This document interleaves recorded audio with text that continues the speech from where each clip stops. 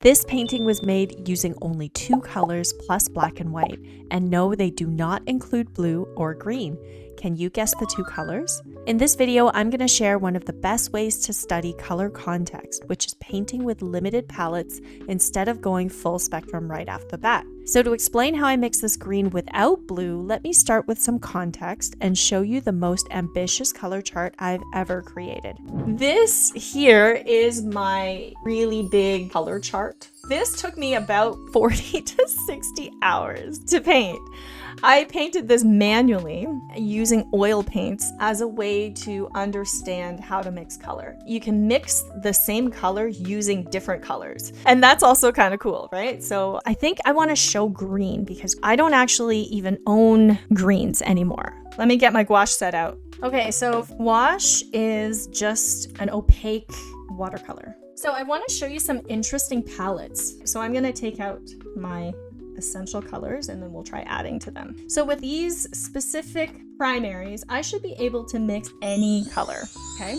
Say I want to mix this green. Would you start with your yellow or would you start with your blue? So in this case, yellow is a lot weaker than blue, right? So it depends on how much I'm mixing. So if I'm just mixing like a swatch or something, right? I would probably start off with my yellow and then I would look at how much blue I'm actually using, just like a little tiny bit.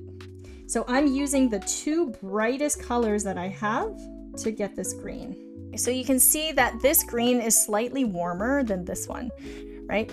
Watch what happens when I add white to this green. It's a lot cooler. But if I wanted to keep the intensity of the green, I would just add more yellow to it.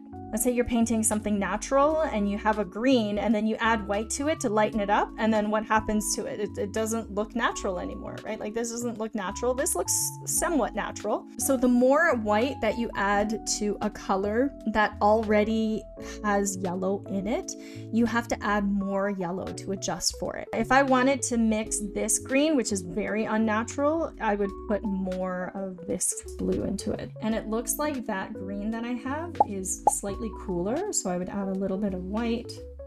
There's my greens. I want to show you a really cool way of mixing greens. Okay, so if I take my yellow and then if I tint it with black, it actually makes a beautiful green.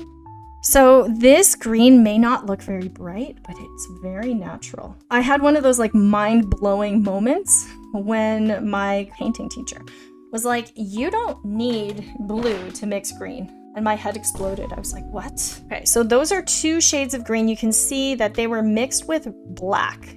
Here's how to make it look more green.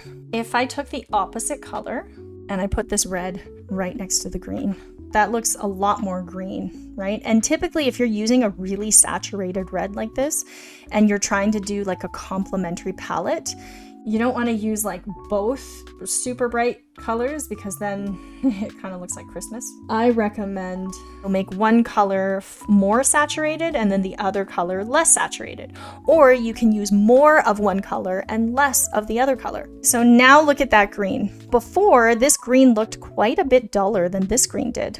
But now they almost look like the same green. Once I put that red on there, it makes this green look so much more green. Pretty cool. You can help support our mission to make art education easily accessible for everyone. Become a Wing Canvas member on Patreon or YouTube and get special perks like classes and critiques.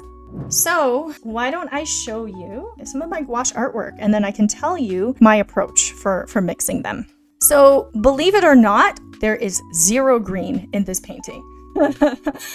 If your brain just exploded, welcome to being an art nerd and realizing that you do not need blue to mix greens. This is a Zorn palette. Basically, these greens were mixed with these exact colors. So it was black and my primary yellow. No greens, just color context.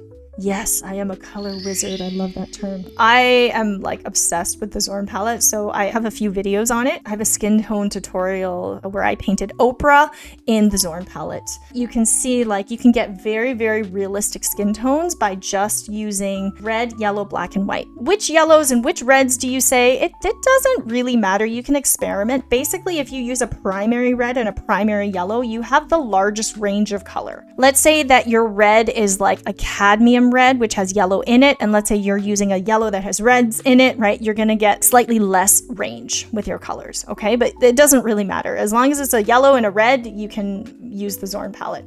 But you can see like the purple of the Zorn palette is just a dark red, but in context of everything, right? It still looks purple. This is a gray, but like our eyes can trick us and think, oh, well, this is red, so that must be green.